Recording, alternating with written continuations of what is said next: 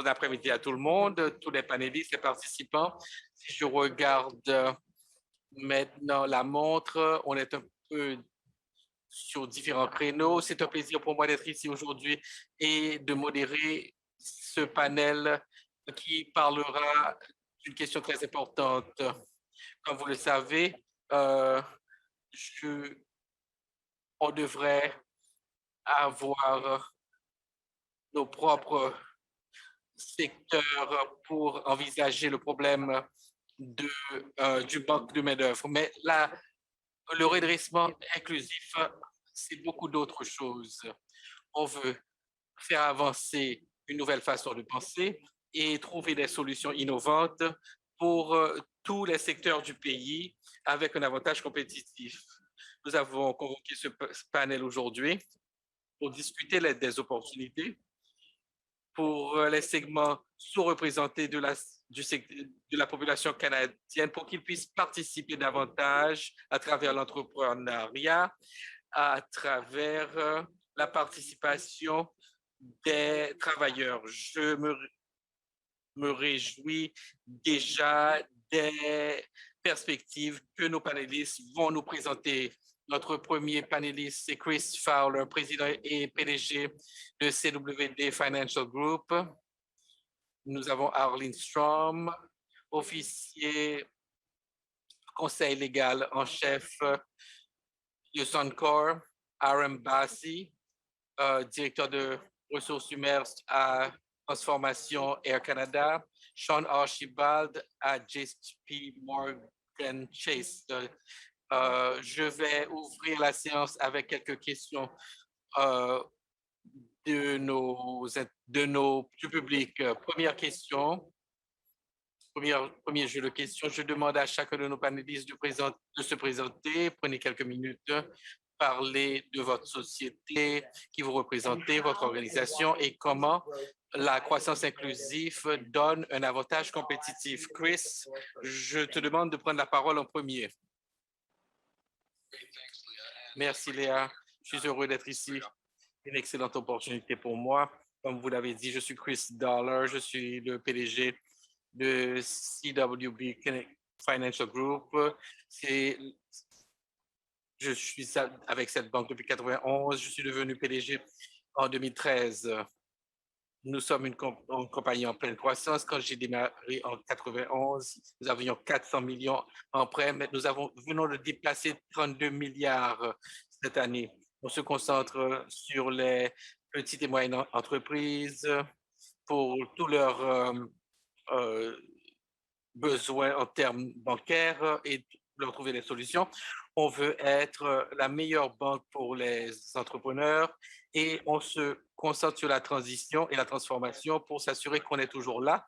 On offre des services numériques ciblés. On se concentre sur les modèles opérationnels de nos clients. Notre objectif, c'est de pouvoir fournir les bonnes solutions avec une expertise pour le client.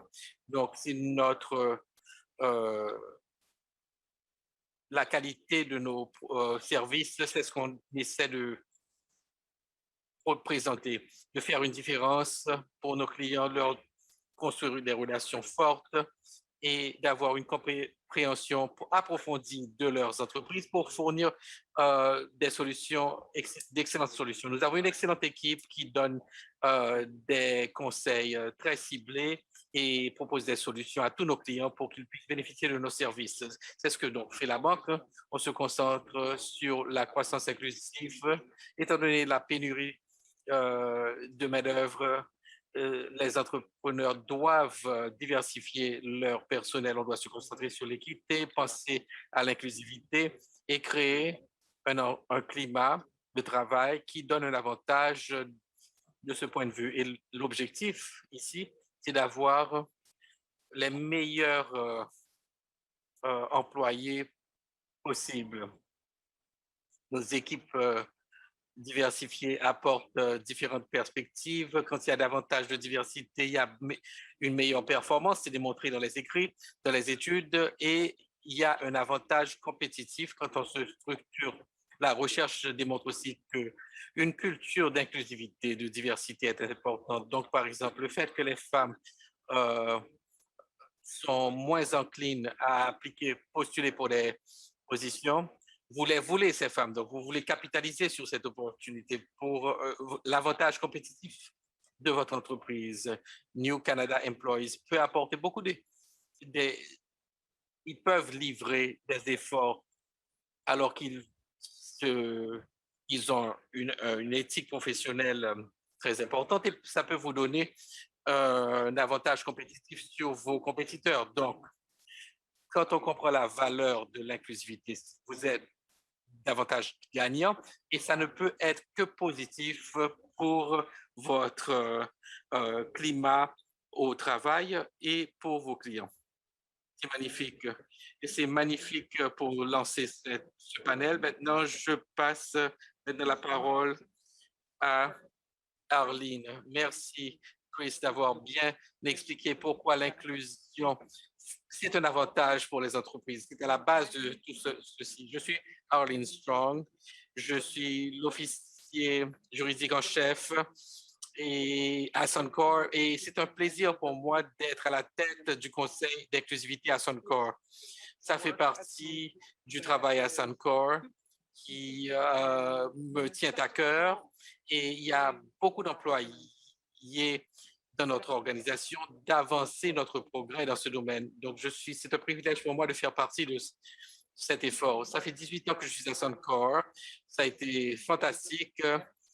C'est une compagnie d'énergie. Nous avons beaucoup d'intérêt dans les sables oléagineux. Nous avons des raffineries à Montréal, à Edmonton et ailleurs, à Commerce City, au Colorado. Nous avons des participations dans les énergies renouvelables et d'autres. Et je crois que là où je voulais démarrer par rapport à cette question, c'est notre objectif parce que c'est là où vraiment les employés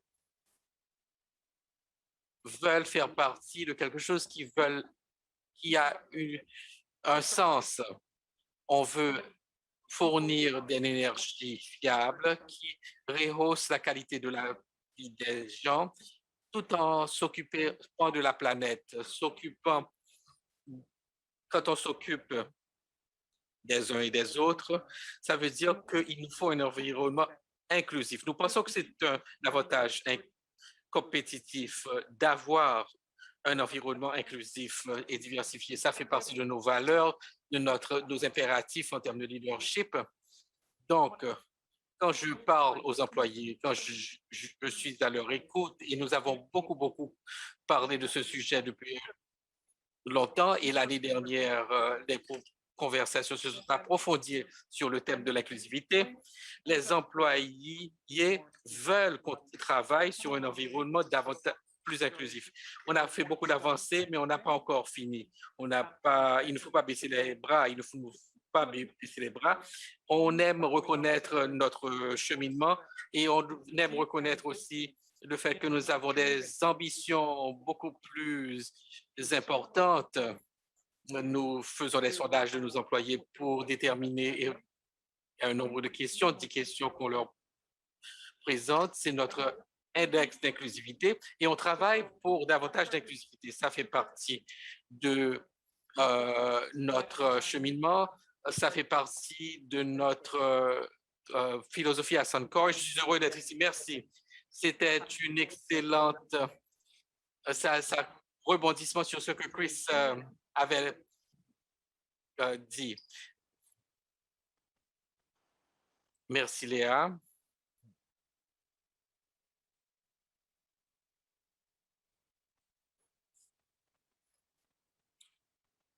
Excusez-moi, je n'étais pas sûr. Bonjour tout le monde. Je suis Robin Bassi, je suis la directrice des ressources humaines pour Transformation. Je suis aussi responsable pour la diversité et l'inclusion. Air Canada, c'est la société aérienne la plus importante du Canada sur 6 continents. Et à part le fait que nous portons le drapeau du Canada, c'est parmi les 20e sociétés aériennes les plus importantes du monde. Avant la pandémie, nous avions 50 millions de personnes desservies par an. C'est la nature de notre entreprise qui nous sommes liés automatiquement à l'inclusivité et l'inclusion. Plus notre main-d'œuvre est diversifiée, plus nous comprenons les différents besoins de nos clients et plus leur expérience est donc exclusive. Cela était vraiment notre avantage concurrentiel dès le début. Vous vous demandez peut-être qu'il y a des lignes aériennes qui offrent le même service. Alors, où est vraiment l'avantage compétitif? En fait, c'est la façon que nous façonnons notre culture dans les dernières décennies, étant pionniers dans l'égalité des droits pour les employés diversifiés, créer aussi une culture qui valorise la diversification dans le pipeline de leadership. Ces éléments ont pris du temps à construire, ne sont pas faciles à dupliquer par d'autres et cela ajoute à notre avantage concurrentiel. Je suis chez Air Canada depuis plus de 16 ans. J'ai passé la majorité de ma carrière dans l'excellence opérationnelle et chez Air Canada, je suis très fière que la diversité et l'inclusion n'est pas simplement une priorité majeure, c'est un impératif commercial. C'est ce qui a aidé à nous distinguer des autres dans le monde des affaires et dans cette filière. Et je m'attends avec impatience de partager nos idées, nos meilleures pratiques avec tout le monde. Merci. Nous allons passer à ces détails, mais j'aimerais vous souhaiter la bienvenue, Shauna. C'est merveilleux de vous avoir parmi nous. Je vous donne la parole pour vous présenter et pour donner des remarques d'ouverture. Merci. Merci beaucoup, Lia. Merci pour m'avoir invité à rejoindre ce panel de discussion aujourd'hui. Bonjour tout le monde. Je suis Shauna Archibald. Je fais partie de l'équipe exécutive canadienne chez JP Morgan Chase. JP Morgan Chase est une société de services financiers avec plus de 4,3 trillions de dollars en opération au niveau mondial. Nous sommes un leader dans donc le travail bancaire d'investissement, le travail banquier commercial et autres. Et mon rôle principal dans dans l'entreprise, c'est que j'ai un rôle de leadership dans le soutien de nos chapitres canadiens, notre organisation de développement leadership et donc pour les minorités et nos femmes donc en mouvement.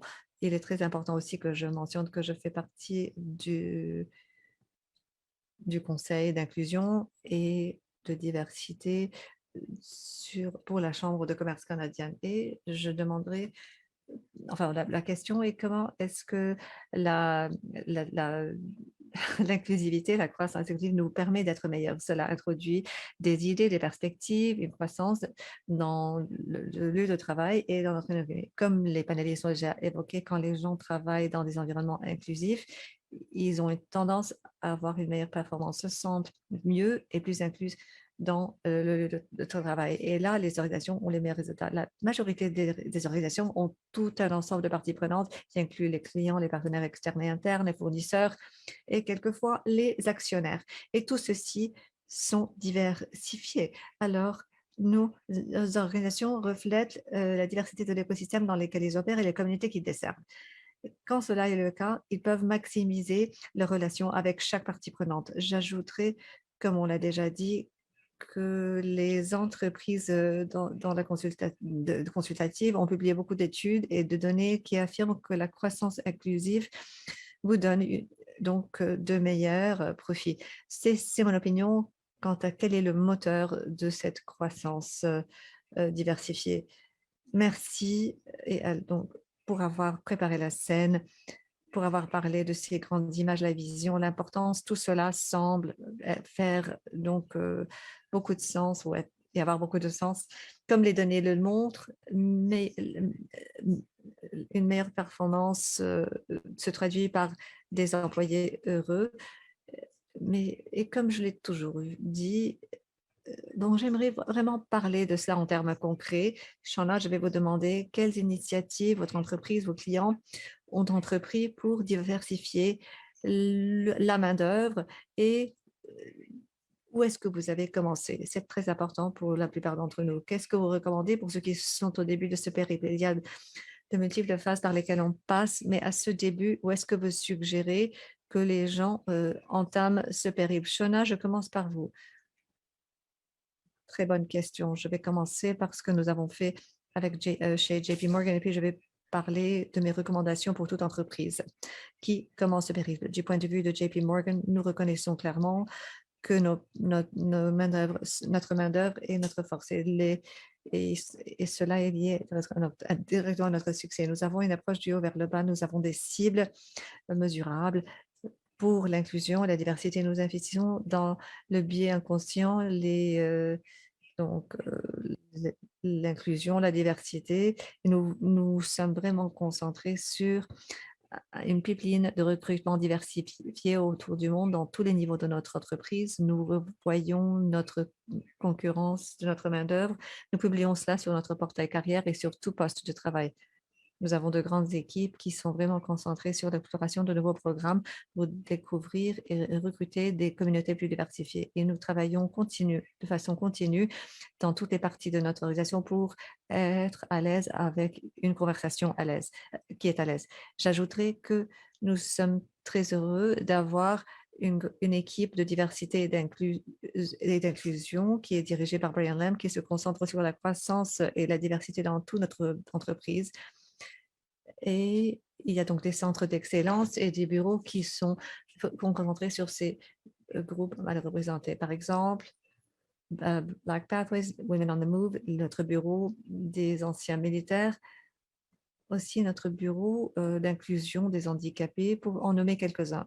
Je dirais que nous travaillons de très près avec les leaders d'innovation, les leaders d'affaires pour partager les meilleures pratiques, d'apprendre les uns des autres dans les think tanks canadiens.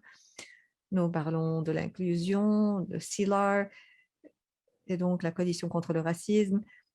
Une fois que nous recrutons ce talent diversifié, il faut le retenir. Et nous avons beaucoup de stratégies de rétention. Nous revoyons ces stratégies régulièrement pour être sûr de développer notre talent diversifié, que nous soutenions cette progression. Nous avons aussi un réseau de ressources d'affaires. Alors, je suis chef de ce quelques-unes. Donc, je suis très heureuse de pouvoir dire que nous avons beaucoup avancé dans ce domaine, mais qu'il y a toujours beaucoup plus à faire. D'un point de vue de recommandation, je parlerai d'organisations qui commencent ce périple. Il est important de construire une culture d'entreprise qui respecte et écoute tout le monde, rompre les barrières qui retiennent le talent sous-représenté. Il y a tant de guides quant à comment construire une telle équipe. Et dans ces guides, dans ces publications, la thématique commune est l'appel à l'action pour vraiment mettre en œuvre le leadership courageux, un plan d'action complet et avoir un environnement qui autonomise. Commencer par identifier des cibles mesurables qui sont significatifs et donc atteignables pour votre organisation. Et garder à l'esprit que les entreprises ne vont pas toujours faire tout correctement. Il faut continuer de faire des efforts et de travailler vers une amélioration continue. Merci, Shana. Ce que vous avez dit à la fin, surtout, est très important. Le périple n'est pas toujours facile et toujours vers le haut. Raman, qu'est-ce que vous aimeriez ajouter? Si je peux vous poser la question maintenant. Merci Léa, merci Shona. Je pense qu'elle a bien démarré et m'a donné vraiment un bon fondement. Et comme elle l'a dit, nous sommes aussi, donc le recrutement, la formation, le onboarding sont des approches clés. Mais en plus de ceci, je parlerai de notre programme de leader émergent qui a été conçu de façon consciente pour identifier les talents de plus haut rang dans toute l'organisation pour les connecter à d'autres talents de premier rang et donner une exposition aux leaders exécutifs. Le programme a été lancé en 2015 et nous a aidé à diversifier nos équipes de leadership, telles que 40% des managers sont maintenant des femelles et 18% sont auto-identifiés comme groupe Bebop. Aussi, ces leaders émergents comprennent le mentorat multigénérationnel pour être sûr que cette connaissance tacite qui est transmise par les leaders de longue durée avant qu'ils ne prennent leur retraite, c'est clé à la réussite de notre organisation. L'autre initiative qui est une de mes initiatives préférées, ce sont les groupes de ressources pour employés qui sont bénévoles, qui sont dirigés par des employés qui cherchent à fomenter un lieu de travail très inclusif et diversifié, c'est aligné avec l'organisation. Nous travaillons sur les considérations de conception pour les ERG pour être sûr que nous soutenions ces employés, que nous créons un environnement très inclusif et sûr pour ses employés et que cela crée des structures pour assurer qu'il y ait une communication bidirectionnelle avec ces groupes afin d'assurer des actions significatives qui soient suivies par des discussions et ensuite par le travail réalisé par les ERG. Il s'agit de certains éléments et puis la partie formation aussi, c'est quelque chose qui est vraiment parmi mes initiatives préférées. Air Canada avec notre engagement à un traitement égal pour tous les employés qui existe depuis toujours et que cela a été donc retardé par un plan de bénéfices inéquitable. Nous sommes parmi les premiers à offrir des bénéfices pour des partenaires de partenaires avec du même sexe ou du même genre, et c'est bien avant la législation à cet égard, donc avant que celle-ci n'ait été promulguée. Et voilà, voici quelques-unes des recommandations. Et puis, quant à où commencer, je dirais, là où vous êtes, je veux le dire et je le dis avec beaucoup de sincérité. Et souvent, on ne pense qu'aux ressources humaines quand on parle de ce domaine. On parle de ce domaine comme étant celui qui a le plus d'impact, mais on ne peut pas faire en sorte que la perfection bloque le progrès. Car dans cela, esprit, j'apprécie ces sentiments, mais je ne veux pas décourager quelque action que ce soit. Voici pourquoi je vous encourage tous de commencer là où vous êtes. Si votre organisation n'a rien fait de significatif jusqu'à présent, commencez en demandant des retours de commentaires de votre organisation par des groupes de focus, des enquêtes. Vous pouvez faciliter une séance de visionnement pour comprendre le visionnement de leadership pour ce domaine. Présentez-leur un cas d'affaires quant à pourquoi et comment la diversité, l'équité, l'inclusion, ce travail pourrait être offert dans ces organisations et pourrait donc vous donner cet avantage concurrentiel que vous voulez. À mon avis, où que vous soyez sur votre périple à cet égard, ce qui importe, c'est que l'on continue d'aller de l'avant, qu'on amène tout le monde avec nous sur ce périple d'apprentissage critique. Cela ne fera que créer le meilleur monde pour nous tous. Merci Léa. J'essaye d'activer mon micro. Merci. J'aime beaucoup démarrer là où vous êtes. J'aime aussi l'idée de se concentrer sur la jeunesse et cette partie intergénérationnelle. Eileen, je vous demande des exemples de ce que vous faites à Suncorp pour nous donner plus d'observations quant à ce que nous pouvons faire en profondeur pour vraiment aller de l'avant. Oui, heureuse de se faire. Et c'est très intéressant pour moi en écoutant mes collègues parce qu'il y a tant de similitudes. Cela me rassure que nous sommes sur la bonne voie. Et donc, merci pour ce partage. Et j'apprends toujours quand j'écoute les autres quant à ce qu'ils font. Notre stratégie s'est concentrée sur 5 piliers. J'hésite presque en vous disant 5 parce que je pense que ces piliers ne sont pas tous presque égaux ou peut-être égaux. Premièrement, nous nous sommes concentrés sur le leadership, l'inclusion dirigée par les leaders. Nous entendons des employés qu'un des facteurs les plus significatifs dans la façon qu'ils vivent le lieu de travail, c'est le leader avec qui ils travaillent. Les leaders ont un grand impact sur la création d'un lieu de travail respectueux et diversifié. Nous commençons avec le leadership, la formation, la redevabilité. Voici pourquoi nous avons un impératif de leadership qui dit que créer un lieu de travail inclusif et respectueux est un impératif. Une impérative. Et quand nous parlons de notre stratégie, c'est vraiment le leadership, leadership, leadership. Quelques-unes des autres composantes sont la conscience.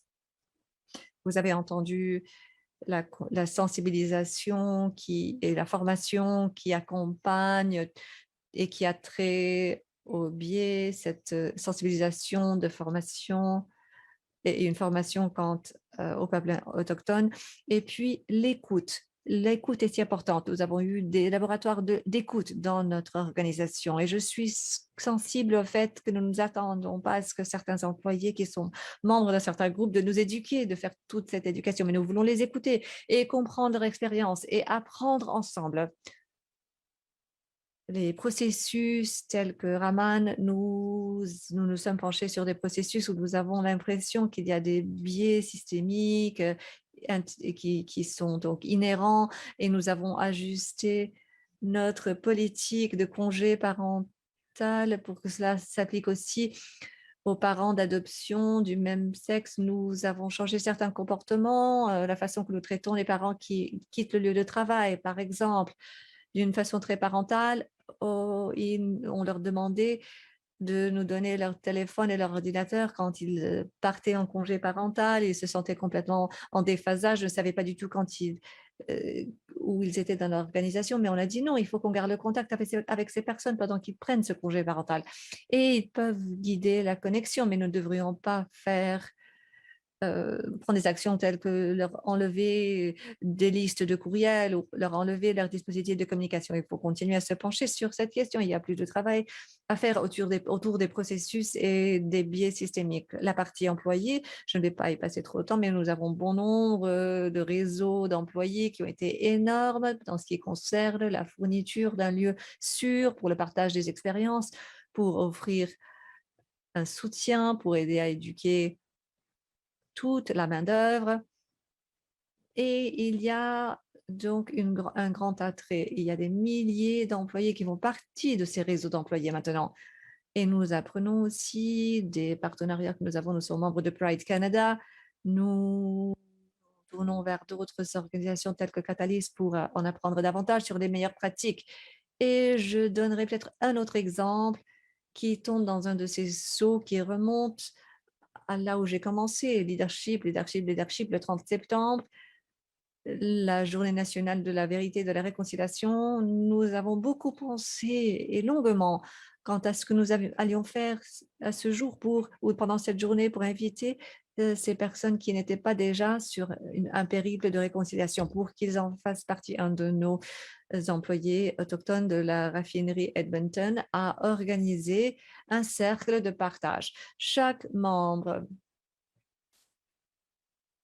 le PDG et tous ses inférieurs hiérarchiques ont partagé à ce cercle de partage. Il y avait 3 employés autochtones, 4 employés qui y ont aussi participé, mais qui ne faisaient pas partie de l'équipe de cadre, et plus de 6000 employés se sont connectés pour écouter ce cercle de partage. Et nous avons tous partagé notre voyage de réconciliation quand nous avons appris de l'existence de ces écoles résidentielles. Je ne sais pas comment c'est pour vous, mais plus je vieillis, plus j'ai les larmes aux yeux, et il y a eu des larmes qui sont tombées dans ce cercle de partage. Et c'était énormément puissant, un moment qui a défini notre culture, qui dit non, le leadership est important et nous sommes préparés à être vulnérables et à faire partie de cette conversation.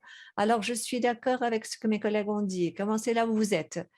Il y a beaucoup de très bonnes ressources et commencer à une petite échelle marche.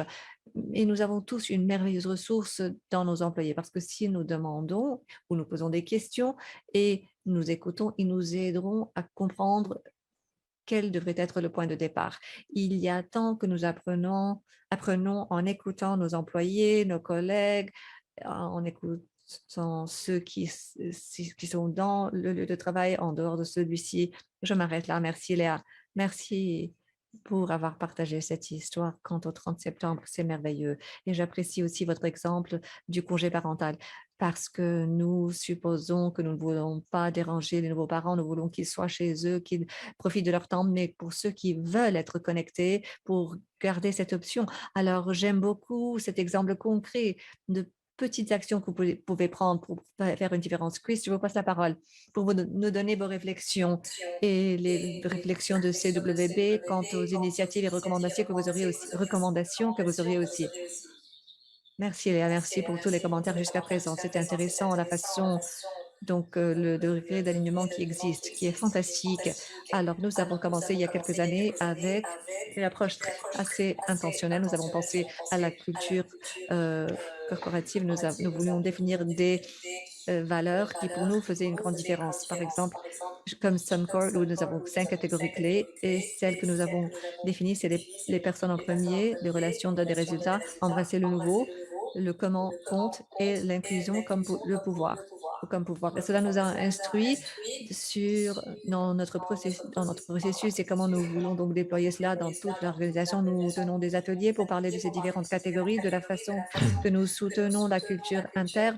Et le résultat important est vraiment de mesurer notre personnel et entendre leur cœur et leurs esprits. Et pour avoir vraiment un effet durable, il y a de bons exemples. Comme Air Canada, nous avons établi des groupes de représentation pour les employés pour créer des groupes donc avec des façons semblables d'avoir des façons.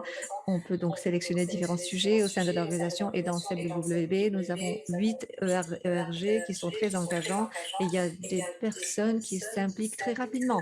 Alors, c'est fantastique. Il donne aussi une éducation qui permet à chacun de partager son expérience avec ses pairs. Et nous avons aussi organisé pour faire face aux biais, aux préjugés. On a adopté des outils en ligne et on a, vous savez, faire face aux préjugés, a priori, c'est la responsabilité des leaders qui doivent démontrer la qualité de leadership. Nous avons des modules d'apprentissage obligatoires par rapport aux pratiques d'embauche et aussi de licenciement. On essaie d'utiliser un langage inclusif quand on annonce un emploi et quand on travaille avec les candidats et on veut enlever les biais que l'adresse ou autre chose que le candidat doit fournir peut faire. Normalement, c'est un plan à plusieurs années et il faut qu'il y ait un engagement par rapport à la transparence, de l'équité et des rémunérations. Il faut être sûr que la procédure d'embauche supprime les a priori, les biais. Donc, il y a vraiment beaucoup de façons de l'aborder. Oui, l'équité, la transparence, tout est lié, n'est-ce pas? Mais j'ai beaucoup aimé ce que vous avez dit, Chris, par rapport à le langage, les formules qu'on utilise quand on annonce un emploi et toute cette procédure d'embauche. Et je vais poser une troisième question. Nous allons prendre des questions de la salle. Vous pouvez utiliser le bouton chat. Vous pouvez poser vos questions de façon anonyme. Si vous souhaitez, n'ayez pas de crainte. Romana, je vais vous demander à chacun des membres du panel comment est-ce que votre entreprise a abordé la diversité des partenariats, des chaînes d'approvisionnement et des autres pratiques des affaires pour que cette communauté de parties prenantes extérieures et d'autres entreprises puissent être incluses. Oui, merci beaucoup Air Canada, de façon très proactive.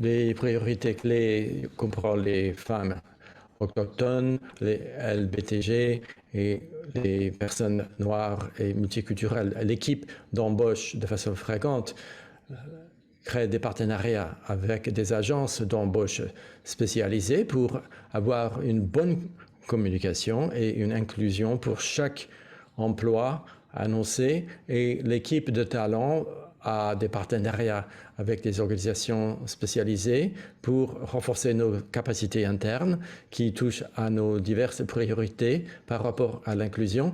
Et puis, il y a les stages qu'on propose à des jeunes, surtout des divers horizons, pour explorer l'aviation et d'autres aspects. Pour la chaîne d'approvisionnement, nous avons un code de conduite très strict par rapport à la chaîne d'approvisionnement. On essaie de tenir responsables nos fournisseurs aux normes éthiques les plus élevées. Air Canada a beaucoup regardé comment mettre en œuvre un programme de diversité des fournisseurs, y compris un ensemble de règles. Et ça fait partie d'une initiative plus large pour assurer la diversité au niveau du recrutement. Nous avons un groupe de travail qui se penche sur une démarche multifacette qui vise à embaucher des fournisseurs certifiés, diversifiés.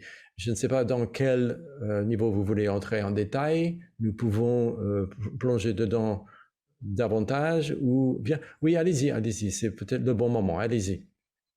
Bon, quelques-uns des exemples que je vais vous donner. Nous avons toutes sortes de choses, des organisations qui appuient des gens qui ont des handicaps, pour les groupes autochtones, et aussi nous avons une organisation partenaire qui travaille dans ce domaine depuis 29 ans, et Inspire. Nous avons pu décerner des prix ou une formation à 25 indigènes. Nous faisons partie du Conseil canadien pour les entreprises des autochtones. Nous avons également un appui pour la Fondation des arts du Canada, les festivals d'art des médias, Media Art Festivals, et c'est quelque chose qu'on inclut dans les distractions en vol, et nous travaillons avec une plateforme à but non lucratif qui avance l'inclusivité dans l'économie de l'énergie du Canada. Merci. Voilà, c'est une longue liste. Heureusement, je vous ai demandé d'énoncer la liste, ça nous donne beaucoup d'idées. Chris, est-ce que je peux vous passer la parole et voir quel est votre point de vue de votre groupe? Chris, votre micro. Oui, évidemment, il fallait que ça se passe. Je vous demande pardon. Pour répondre à nos objectifs, il faut mesurer. Et ce qu'on mesure, c'est ça qui compte. Et ce qui est mesuré peut être géré. Quand on voit le secteur bancaire, on a créé un plan pour l'équité de paie. Et nous avons entrepris un examen des systèmes entiers pour éliminer la discrimination et une amélioration de la communication et de la transparence, et voir où nous avons des lacunes et mettre au point un plan pour combler ces lacunes et augmenter la transparence et établir un comité de contrôle. Nous avons aussi entamé un programme de formation professionnelle pour inclure les travailleurs et les leaders pour qu'ils comprennent l'embauche, la formation, la planification des promotions et une certification de conscientisation en matière autochtone. Et nous nous concentrons sur le talent. Où est-ce qu'on peut trouver les meilleurs talents? On considère adopter des programmes nouveaux. Par exemple, l'été dernier, on a lancé un programme de stage pour étudiants autochtones. L'idée est de développer des talents et le retenir. Nous avons placé 14 étudiants autochtones à travers le pays. On a fourni un service de mentor et de coaching. Ça veut dire que chaque participant était en pair avec un mentor, quelqu'un qui connaît bien la banque, pour améliorer leurs compétences. Et les participants jouaient divers rôles, des services juridiques questions bancaires, les pratiques d'emprunt, et ils ont pu améliorer leur ensemble de compétences pour un jour pouvoir faire une contribution importante à l'entreprise. Ça a été un grand succès. Un des stagiaires a dit que c'était une excellente opportunité pour apprendre de nouvelles compétences, et c'est le début de ma carrière. Et du point de vue des leaders et du management, on dit que c'était fantastique et que le programme a offert beaucoup. Alors voilà, on s'est concentré beaucoup sur cette diversification et surtout dans les domaines où on peut faire une différence. Super, j'ai adoré. Chris, vous le faites vivre vraiment, c'est excellent, merci tellement. Maintenant, Arlene, vous avez parlé un petit peu, mais pourriez-vous parler des partenariats que vous avez tissés, le travail dans ce domaine? Ah oui, bien sûr. L'été dernier, j'adorais écouter mes collègues et je voyais ce que mes collègues faisaient et on essaie de faire un peu la même chose. Je vais peut-être me concentrer sur notre chaîne d'approvisionnement. Quand nous avons commencé notre parcours, c'était notre deuxième génération d'objectifs des développements durables. Et avec la pandémie, ça a commencé il y a 5 ans et nous avions un objectif social. Chris, comme vous l'avez dit, comment mesurer? Vous avez dit un dicton, ce qu'on mesure compte ou quelque chose comme ça. En tout cas, dans notre objectif social, une des pièces, un des objectifs, une des cibles à mesurer, c'était augmenter les affaires qu'on faisait avec des personnes autochtones. Et nous avons fixé comme objectif de l'augmenter. Et l'objectif était, je ne me souviens plus le point de départ, mais c'était d'arriver à 700 millions dans les affaires qu'on fait avec les entreprises des autochtones. Et nous avons atteint cet objectif assez tôt dans la période. Nous l'avons fait en fait en concentrant notre chaîne d'approvisionnement, en créant une équipe et des ressources qui étaient vouées à cela et en travaillant avec les communautés des autochtones. Et c'était vraiment couronné d'un grand succès. Et dans ce cadre, nous avons essayé de changer notre façon de penser et d'agir. On s'est dit, bon, on travaille sur la façon de changer notre façon d'agir et de penser, mais c'est un voyage de réconciliation, si vous voulez. On a changé notre objectif un peu, et donc il y a un élément de partenariat, pas seulement des contrats avec les entreprises, mais des partenariats. Il y a quelques années, on a adopté un partenariat avec 2 communautés autochtones. C'était à $1 milliard. Ils étaient propriétaires de 500 millions dans le cadre de ce partenariat et ils ont reçu des revenus nets sur une période de 25 ans qu'ils peuvent utiliser pour améliorer le bien-être des gens dans leur communauté. Et tout récemment, on a lancé un partenariat avec 8 communautés autochtones.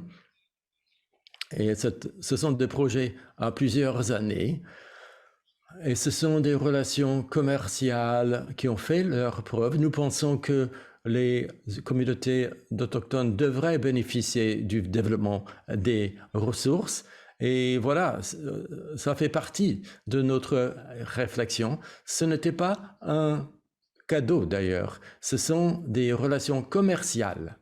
Et nous avons aussi un partenariat avec une exploitation éolienne. Et une autre chose, c'est notre fondation a une relation avec le Conseil de la jeunesse autochtone qui a une présence à travers le pays, dans les communautés où nous avons une présence, et on réunit la jeunesse. Et nous avons ce grand privilège de pouvoir travailler avec la Première Nation.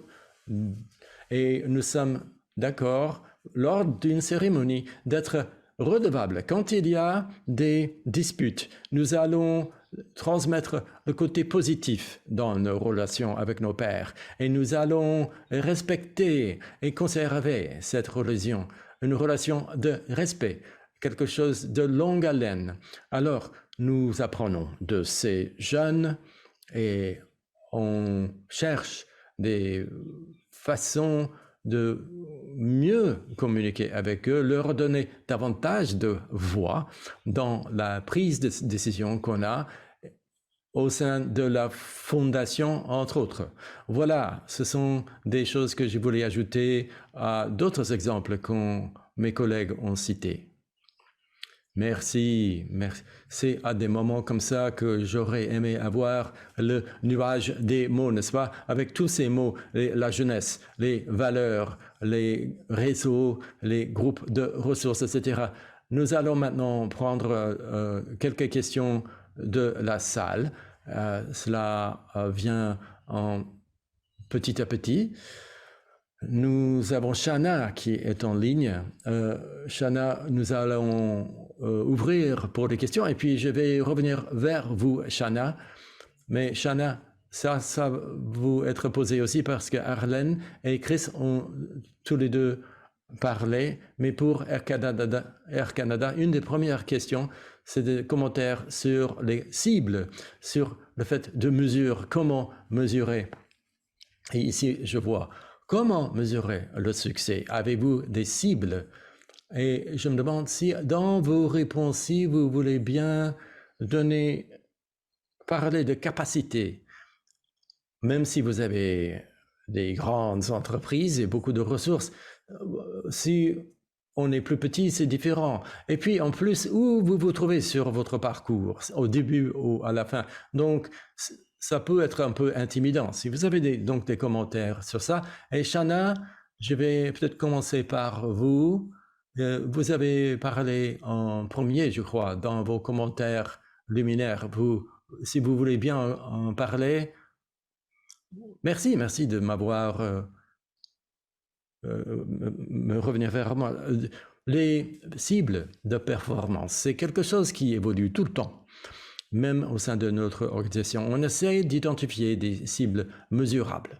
Pour ce faire, on a un panel d'entretien et donc parmi les membres, il faut qu'il y ait une représentation diversifiée. Et ça, c'est quelque chose qui est mesurable.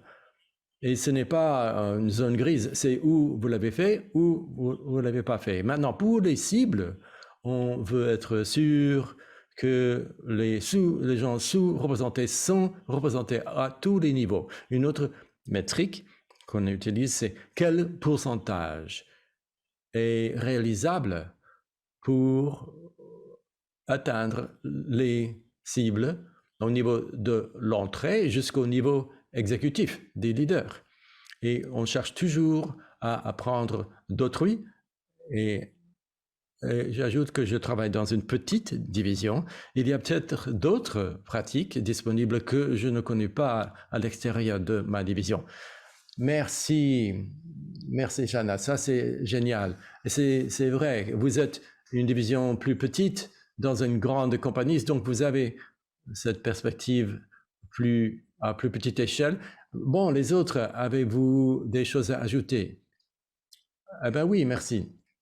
Je suis d'accord, je vais ajouter à ce que Shana vient de dire. Il faut avoir des panels divers. Et l'autre partie, c'est comment arriver à un panel divers. Et cela est lié au recrutement. À l'Air Canada, par exemple, on a une approche très multifacette. Notre entreprise est mondiale. Ça nous aide à attirer de très bons talents diversifiés. Mais ça nous aide aussi à toucher tous les Canadiens, y compris les groupes qui ne vont pas travailler dans une carrière d'aviation. Et donc, quand on publie un poste à pourvoir, il faut trouver les bonnes communautés, les bons milieux.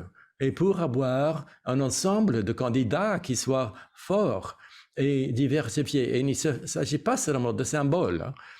on garde à l'esprit que notre entreprise doit faire son mieux pour toucher et communiquer avec toutes les communautés pour attirer les meilleurs talents et ensuite embaucher la bonne personne pour le boulot. Et ça va nous donner ce panel diversifié et qui va nous donner des possibilités d'être diversifiés. Et c'est donc, nous sommes très fiers du fait de faire ça. Nous avons bien sûr nos cibles aussi. Nous avons notre rapport qu'on publie, qu'on prépare. Et puis, il y a beaucoup de métriques, en fait, de compte rendu, mais nous ne croyons pas au symbolisme seulement. Il faut que ce soit le meilleur candidat qui va avoir le boulot, mais c'est notre travail en tant qu'entreprise que les communautés sous-représentées ont les contacts et qui puissent entrer dans le concours et qu'on ait comme ça le meilleur panel pour le concours. Merci. J'apprécie ces perspectives parce que, en fait, c'est l'objectif final. Karine, à toi, je voulais rebondir aussi. Ce qui est très important dans notre philosophie, c'est la notion, en fait, on l'appelait diversité et inclusion. Et de manière très délibérée, on a mis maintenant inclusion et diversité parce que si on met l'accent sur l'inclusion, la diversité va suivre. Mais ce n'est pas un code pour des métriques que les métriques ne comptent pas. Mais notre concentration, c'est sur mesurer, sur le fait que nos employés nous disent oui ou non si notre environnement est inclusif et respectueux ou pas. On donne des rétro-informations, des feedbacks par rapport aux équipes, comment ils peuvent changer la façon d'être des leaders pour être plus inclusifs. Cela dit, je crois que la transparence est absolument nécessaire. Nous n'avons pas encore atteint les objectifs en ce qui concerne les employés qui déclarent eux-mêmes dans quel groupe ils se trouvent. Ça m'indique que nous avons davantage de travail à faire pour que les employés puissent déclarer si oui ou non ils font partie d'un groupe ou pas. Du point de vue philosophique, je voulais souligner ceci et cette approche. On peut constater par les données que nous avons davantage de travail à faire. C'est très utile ce que vous avez dit. Et si vous pouvez parler des aliments, il y a un très grand aliment par rapport aux commentaires et souvent, il y a des défis par rapport aux tailles des différents groupes. Mais je suis tout à fait d'accord qu'il faut être équilibré, chercher des gens qui peuvent bien vous représenter de manière équilibrée. Quand les gens ne déclarent pas leur appartenance, c'est un défi aussi quand on regarde les chiffres. Je crois que on se concentre sur je crois qu'on a en fait les opportunités établies et on veut maintenant les appuyer. On veut toujours être intentionnel par rapport à l'établissement et la maintenance de ces structures. Le mot-clé intentionnel. On vient de terminer les questions sur ce sujet. Je voulais retourner sur les 30 questions que nous avions pour les panélistes par rapport aux activités pour diversifier les partenariats, les meilleures pratiques par rapport à la diversité. Et si JP Morgan et Chase pourraient apporter leur grain de sel. Nous avons une équipe très pour la diversité et nous avons beaucoup investi des millions de dollars pour des fournisseurs diversifiés. C'est critique pour nous, nous avons beaucoup investi. Nous croyons fermement que quand on maximise nos efforts par rapport aux communautés, ça crée d'autres opportunités pour ces zones parce que ces entreprises embauchent dans leur communauté à eux. Donc, nous avons un réseau de fournisseurs très approfondi et nous avons des mécanismes où la diversité est exigée et on peut faire des rappels dans ce sens. Il y a aussi une concentration en tant que membre du Conseil où nous allons beaucoup fouiller cette question par rapport aux opportunités pour maximiser nos partenariats. On va se concentrer sur quel genre de... Est-ce qu'il nous faut être les champions et pousser les certifications de diversité pour nos fournisseurs? Est-ce que ça crée des barrières à l'entrée? Il nous faut aussi envisager les ressources, les demandes des entreprises grandes et petites pour appuyer ce mécanisme et quelle technologie peut faire avancer cette idée et comment mesurer aussi, comment mesurer les données. Merci. J'adore cette concentration sur la communauté aussi et comment ces avantages peuvent être multipliés. Maintenant, je vois que les questions continuent à rentrer. On pourrait en continuer sur 3 heures de temps et sans terminer, mais on va encore avoir une autre tournée, mais je vais vous demander peut-être de choisir une question. Mais je pensais que cette question était fantastique. Quel est votre, dans ce cheminement, qu'est-ce qui a été le plus important pour vous personnellement? Je pensais que c'était une question intéressante. Si vous vouliez commenter, Shauna, je commence avec toi.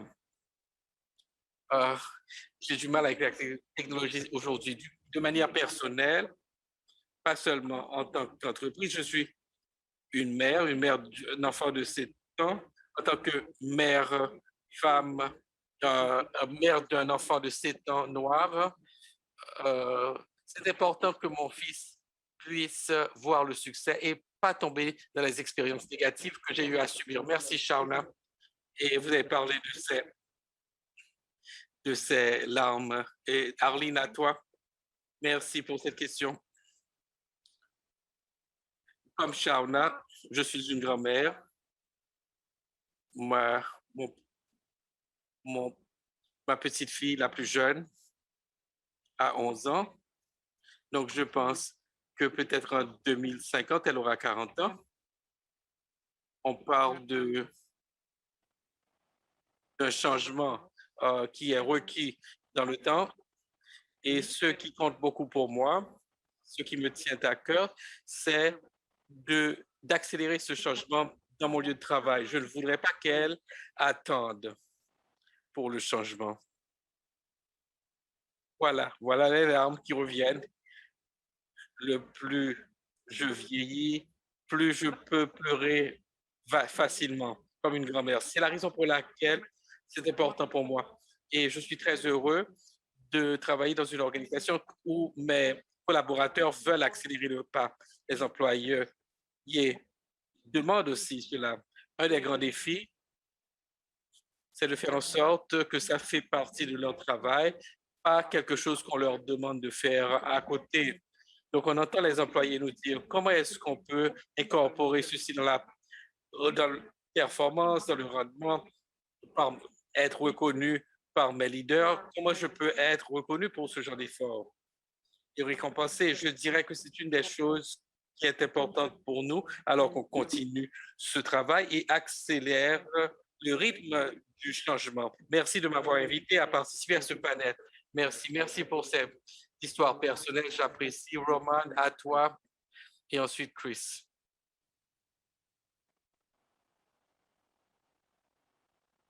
C'est une question très émotionnelle. Je vais essayer de retenir les larmes. Éventuellement, elles vont sortir. Mais pour moi, c'est de porter le flambeau. J'ai vu ma mère, quand on a émigré avec mes parents, ils étaient obligés de venir ici. Ils ont dû étudier pour atteindre leurs objectifs. Il y avait des barrières linguistiques, culturelles, beaucoup d'apprentissage, beaucoup à faire de la part de mes parents. il fallait combattre les clichés tout en élevant 3 enfants avec des droits égaux. Mon frère, ma soeur, moi-même, on n'a jamais senti la différence, mais j'ai grandi et j'étais ami avec des personnes qui étaient rattachées toujours avec l'idée qu'il fallait retenir les filles, les femmes, que les femmes ne devaient pas avoir des positions non traditionnelles. Quand j'ai commencé à Air Canada, j'ai commencé en ayant un poste non traditionnel. Le fait que j'étais là et j'avais la pluie, c'était mon travail. J'ai commencé tout de suite après l'université et ça fait plus de 16 ans que je suis avec la compagnie. J'ai été beaucoup appuyé. J'ai effectué les percées. Ce genre de travail, c'est important non seulement pour porter le flambeau de mes parents, mais c'est notre devoir pour nos enfants, pour que le monde ne voit plus la couleur, ne voit plus les différences. Donc, il nous faut tous être acceptés pour qui nous sommes, pour nos différences. Et nos différences, c'est ce qui va nous faire plus forts et imbattables. C'est la raison pour laquelle ce travail est si important et j'ai beaucoup de passion par rapport à cet engagement. Je fais partie d'une communauté BIPOC, je suis une femme dans l'aviation, dans des rôles non traditionnels et je vais continuer à faire mon travail et à briser les barrières. J'ai 2 fils, 9 et 6 ans, et je suis déterminé de les élever de manière très correcte pour s'assurer qu'ils sont élevés avec la compréhension de ces valeurs et de ce travail. Merci. Merci beaucoup pour cela. Chris, à toi. Et ensuite, il y aura la clôture. Je crois que c'est personnel. Je crois que tout le monde a apporté des commentaires personnels magnifiques sur l'importance de l'inclusion de la diversité. Et je crois que de ma perspective, si nous n'avons pas l'équité et la transparence, ça ne suffit pas. Il nous faut un monde qui permette aux gens d'atteindre leurs objectifs et ce qu'ils peuvent atteindre. Et c'est la base sur laquelle nous travaillons. J'ai 2 filles adultes qui sont maintenant dans le monde du travail. Je voudrais qu'il n'y aurait aucun obstacle par rapport à elles. Et je crois que c'est quelque chose de personnel que nous devons tous prendre à cœur personnellement. Merci, merci à vous tous. Maintenant, c'est mon plaisir de passer le micro à Shiki Bashani, président et PDG de la Chambre de commerce Gulf, pour les commentaires de clôture. Merci. Moi aussi, je voulais remercier Chris, Eileen, Raman et Shana pour toutes vos idées et vos perspectives. Chris, tu as raison, tu as dit que l'inclusion, c'est le pouvoir et c'est ce qui donne le signal à toutes les organisations que c'est un impératif commercial. La Chambre de commerce, les chambres de commerce à travers le monde, avec le support de la Chambre canadienne avec laquelle je participe, nous avons tous identifié l'importance de l'inclusion, de la diversité. Nous sommes un réseau avec beaucoup d'influence et notre responsabilité d'incorporer la DEI dans nos modèles en reconnaissant les meilleures pratiques et les partageant et de plaider pour les changements politiques qu'il faut mettre en place.